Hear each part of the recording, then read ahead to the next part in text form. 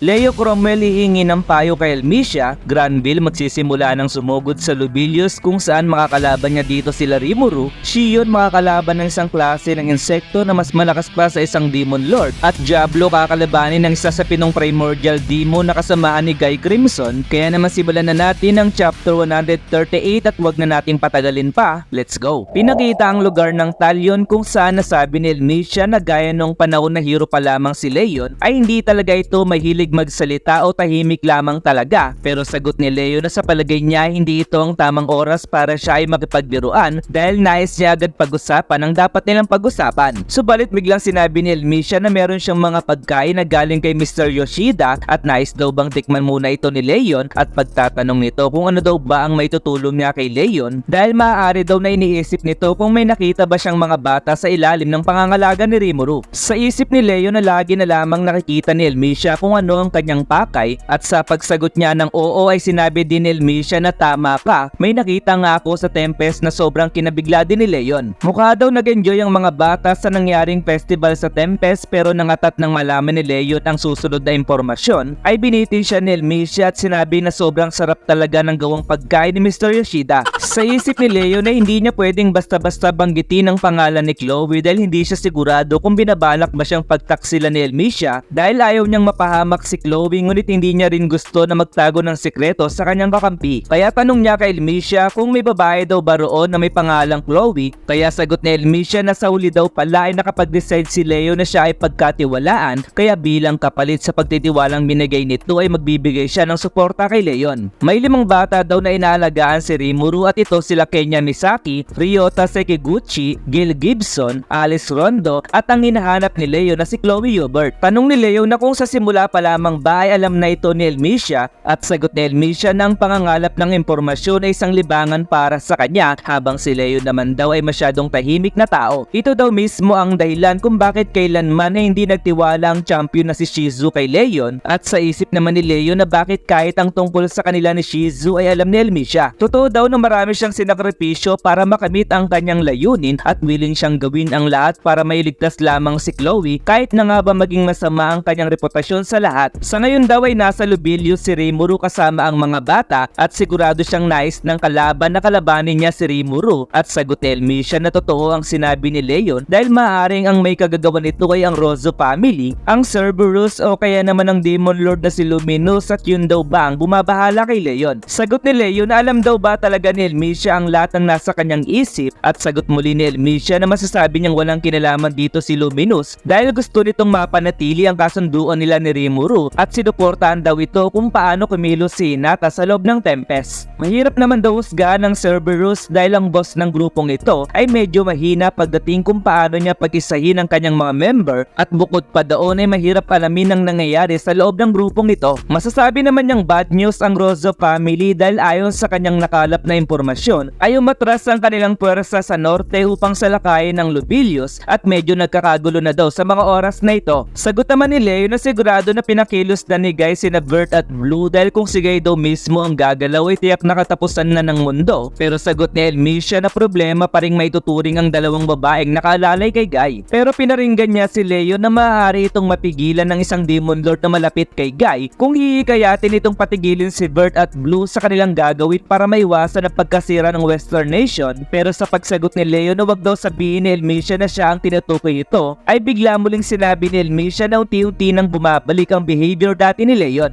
Wag daw masyadong pahirapan ni Leo ng kanyang sarili sa pag-iisip, at humingi naman si Leo ng sorry dahil hindi niya magagawang makatulong ngayon sapagat nais niyang magkaroon ng magandang relationship kay Guy, at bukod pa raw doon ay kung sakali na subukan niyang makipagnegosasyon dito ay maaaring magkaroon ng masamang epekto. Sagot ni Elmicia na wag na siyang paalalahanan pa ni Leon, pero kailangan daw nilang magpakita ng tapat na effort dahil kung hindi ay maaaring mawalan ng interes si Guy sa lahi ng mga tao. Mukhang kailangan niya raw ipadala ngayon ng mago sa North Zone at ayusin na rin niya ang Dragon Airship para kay Leon, pero tanong ni Leon na sigurado ba si Elmicia sa kanyang gagawin, at sagot ni Elmicia na di ba nagmamadali ka kaya umalis ka na. Nagpasalamat si Leon habang sa isip ni Elmicia na sana ay laging prangka si Leon sa kanya, at bilang paalala daw kay Leon na kahit sino ang nasa likod ng mga nangyayari ay sigurado siya na isa itong patibong, isang nilalang na gustong mahulog si Leo sa patibong kung pupunta ito sa Lobilius. Sagot naman ni Leo na alam naman daw niya ang ang bagay na yun at naisip muli ni Elmisha na alam niya na alam din ito ni Leon pero sadyang awkward daw talaga ang galawan nito. At sinabi naman ni Leon na bilang kapalit sa advice na binigay ni Elmisha ay nais niyang sabihin na biglang nawala si Yellow Demon kung kaya't mas mainam kung maging alerto ito. Nagulat si Elmisha sa nalaman niyang impormasyon habang si Leon ay napangiti dahil mukhang kahit si Elmisha hindi alam ang bagay na yon. Kung kaya't masaya daw siya na nakatulong sa Reyna at sa pag-alis ni Leon ay humiyaw si Elmisha na hindi totoo na hindi niya alam ang sinabi ni Leon. Sumunod ay pinakita naman ng mga bata kung saan ito na ang pangatlong araw nila sa Lobilius at paalam ni Alice kay Rimuru kung pwede ba silang manood ng rehearsal pero sa isip ni Rimuru na maganda itong karanasan para sa mga bata subalit hindi niya alam kung gaano kadelikado ang mangyayari kung kaya't inutusan niya si Diablo habang si Diablo naman ay tinawag si Venom. Sinabi ni Diablo na kailangang protektahan ni Venom ang mga bata na para bang nakataya ang kanyang buhay dahil alam naman daw siguro nito na talagang nakataya ang kanyang buhay habang sa isip ni Rimuru na anong klaseng halimaw si Diablo sa utos na kanyang sinabi. Dumating na si Hinata sa umagang ito at nagumagaan sila ng napakasarap at habang pinaganda ng pagkain ng mood ni Rimuru sa umagang ito ay biglang dumating ang isang paladin at sinabi nito na may sumalakay sa kanila at nagkaroon ngayon ng labanan sa labas ng katedral. Naisip naman ni Rimuru na doon nagaganap ang rehearsal nila Baton habang nasabi ni Hinata na kumalma lamang ang paladin at pagtatanong kung gaano kalaki ang bilang ng kalaban at gaano kalaki na ang pinsala. Sagot ng paladin na malapit na sa 100 ang lumusob sa kanila at wala pa namang mamamayan ang nasaktan pero ang kanilang mga baguhan na kabalyero ay nagtamo ng malaking pinsala. Bigla na lamang daw sumulpot ang mga kalaban sa daan na hindi nila alam kung kaya't nadili sila ng pagkilos pero kumilos na rin daw ang ilang member ng Master Rooks para sumali sa laban. Naalala ni Hinata ang sinabi ni Luis tungkol sa tao na mas malawak ang kaalaman tungkol sa Lobilius kung kaya't kanyang sinabi na maaaring ang kanilang kalaban ay si Gren ng Seven Sunday na mas kilala bilang Granville Rosso. Isang pagsabog ang naganap sa loob ng katedral na sobra namang kinabigla nila Baton at tanong ng isa kung ano ang kanilang gagawin dahil kailangan na nilang lumikas pero biglang lumabas sila Shion at sinabi nito na tatagan daw ng lahat ang kanilang pag-iisip dahil nakalimutan na raw ba nila Baton ang sinabi ni Rimuru sa kanila. Huwag daw nilang kalimutan na sinabi ni Rimuru na mag-focus lamang sila Baton sa kanilang ginagawa kung kaya't sino daw sila para bitawan ng kanilang instrumento pero sa isip ni Rimuru na may labanang nangyayari ngayon kung kaya't ang pagsabi ni Shion sa mga sibilyan na hindi dapat sila matinag ay parang isang mabigat na utos. Subalit biglang humingi ng sorry sila Baton dahil sa palagay daw nila ay medyo nadala lamang sila sa pangyayari na sobrang kinabigla ng bida at dito ay pinagpatuloy nila Baton ng kanilang rehearsal na mas lalong kinagulat ni Rimuru. Lumapit naman sila Chloe kung nasaan sila Rimuru at utos niya kila Shion at Diablo na protektahan nila ang mga bata ganun na din ang grupo nila Baton samantalang si Diablo ay tila may naramdaman na kakaiba sa paligid. Tanong ni Shion kung saan pupunta si Rimuru at sagot naman ng bida na gusto niyang matuloy ang concert bukas kahit ano pa ang mangyari pero kailangan niya muna daw linisin ng mga insekto na nanggugulo sa labas ng katedral. Makikita naman sa labas ng katedral ang labanang nagaganap at sa isip ni Rimuru na sobrang magulo ang nangyayari kung kahit hindi dapat siya gumawa ng malawakang pag-atake. Nagpakita naman si Granville at tanong ni Rimuru kung ito daw ba ang tinutukoy ni Hinata at sagot ni Hinata na tama ka, siya si Granville Rosso, ang leader ng Rosso family at ng 7 Days Clergy. Nagulat naman si Rimuru nang makita niya ang isang babae na kamukha ni Maribel at utos ni Granville na hanapin ito si Luminous at dalhin sa kanya at kung ito'y lalaban ay patayin niya ito kung kinakailangan. Agad namang sinunod ng babae ang utos ni Granville habang sa isip ni Rimuru na kamukha man ito ni Maribel ay magkaiba naman sila at sinabi sa kanya ni Granville na ikaw ba si Demon Lord Rimuru? Sino ka para kuhanin sa akin si Maribel? Sagot naman ni Rimuru na wow siya ang nagsimula ng lahat pero wala nang saysay na makipag-usap pa sa'yo kung kahit patunayan na lamang natin kung sino ang tama ng paniniwala pero sagot ni Granville na subukan daw siya ni Rimuru pero umupo muna daw ito saglit dahil lalabanan niya ito mamaya. Dito ay nagsimula na palang magdasal si Nicolo para sa kanyang spell at sabi muli ni Granville na may mga junior siyang sabik na sumali sa laban habang sila Arnold at Leonard ay nagsimula na ding umatake at sa pagtama ng kanilang sandata ay patuloy pa din si Nicolo sa kanyang ginagawa habang si Arnold ay patuloy din sa pag-atake kay Granville. Ngayon ay napalibutan na si Granville ng spell ni Nicolo at sa pagbanggit niya ng disintegration ay nasabi ni Granville na isang amazing spell ang ginawa ni Nicolo dahil hindi madali nabasahin ang flow ng kanyang magic. Napansin ni Hinata na nagawang masira at makontrol ni Granville ang spell ni Nicolo kung kaya't agad niyang inutos sa iba na mag-iwahiwalay at sa pagampas ni Granville ng kanyang sandata ay isang malakas na pagsabog ang patungo mo kila Hinata. Nagawa ni Hinata na masangga ang pag-atake ni Granville at nasabi ng matanda na nakakalungkot naman daw ang kanyang nakikita dahil ito daw ba ang tinatawag ni Hinata ng mga elite na paladin. Sa isip ni Rimuru na nagawa niyang protektahan ang lahat ng kanyang absolute defense pero maliban sa kanilang dalawa ni Hinata ay bagsak na ang iba. Hindi niya raw alam kung anong klaseng hero si Granville noon pero sigurado siyang nagtataglay ito ng malakas na kapangyarihan at bigla na lamang nasira ang pader ng katedral sa hindi malamang dahilan. Sinabi ni Granville na inutusan niya si Razul na sirain ang katedral at mukhang sabik na sabik daw na gawin ng kanyang utos kaya tanong ni Rimuru sa isip na okay lamang daw kaya ang lahat ng nasa loob ng gusali. Ginamit ng bida ang kanyang magic sense at dito ay kanyang naramdaman ng isang malakas na kapangyarihan kung kaya tanong niya kung anong klaseng nilalang ang nasa loob ng katedral. Nakita niya rin na pinagtutulungan ni Diablo at Shion si Razul at hindi niya raw akalain na may tinatago si Granville ng ganitong klaseng nilalang na mas malakas pa sa isang Demon Lord. Tinawag ni Rimuru si Diablo at pagtatanong kung kaya daw ba niya itong tapatan at sagot ni Diablo na oo naman daw subalit isa daw itong highly evolved na uncommon insect ang kanilang kalaban. Ang mga insectoids daw ay natural na pangontra sa mga demon na kagaya niya kung kaya't kinakailangan niya ng ekstrang oras para ito'y ligpitin at bukod pa raw doon ay may iba pa siyang inaalalang bagay. Kaya utos ni Rimuru kay Ranga na tulungan si Shion sa pakikipaglaban at kailangan daw nilang magtulungan upang talunin si Razul at kahit gusto niyang tulungan sila Shion ay may kailangan pa daw siyang kailangang talunin at sagot ng dalawa na sila na ang bahala sa kanilang trabaho at gagawin nila ang lahat para hindi sila mabigo. Utos ni Rimuru na puntahan na ni Diablo ang dapat niyang puntahan pero sagot ni Diablo na kakaiba daw ang lakas ng kanyang kakalabanin pero biglang sinabi ni Shion na siya na ang bahala sa lugar na ito at tumungo na si Diablo sa dapat niyang puntahan. Alam niya raw na mas malakas si Diablo sa kanya pero ang trabaho daw nito ay talunin ang lahat ng kalaban kahit ano pa ang mangyari upang hindi mag-alala ang kanilang master at ito ang katotohanan na dapat nilang isaalang-alang dalawa. Kaya naman sa pagtawag niya sa pangalan ni Diablo ay muli niyang sinabi na puntahan na nito ang dapat niyang puntahan habang napangiti naman si Diablo at naisip na tinawag siya ni Shion sa kanyang pangalan kung kaya't bilang tugon niya ay magtitiwala daw siya kay Shion at mag-ingat ito sa kanyang gagawin. Pinakita ang isang babae sa isang bakanting lupain at sinabi nito na matagal na silang hindi nagkita ni Black at masyado siyang pinaghintay ng matagal. Sagot ni Diablo na ramdam niya mula sa malayo ang murderous intent ng babae pero hindi siya makaalis agad dahil may kinakailangan pa siyang gawin at mas mainam daw kung tatawagin siyang Diablo ng babae dahil alam naman din niyang may pangalan na din ito bilang Rain. Sagot ni Rain na ang kanyang pangalan ay binigay sa kanya ni Guy ang original na Red Demon ang siyang pinakamalakas sa lahat ng Primordial Demon at hindi raw siya katulad ni Diablo na nagkaroon ng pangalan mula sa isang aso na Demon Lord. Kaya naman nang marinig ito ni Diablo ay labis siyang nanggigil. Sabay tanong niya kay Rain kung nais daw ba nitong tuluyang mawala sa mundong ito. Dito na nagtatapos ang chapter 138 at inaasahan ko na ipapakita sa next chapter ang magiging laban ng dalawang Primordial Demon. Kaya naman kita-kits na lamang sa next month na darating. Goodbye!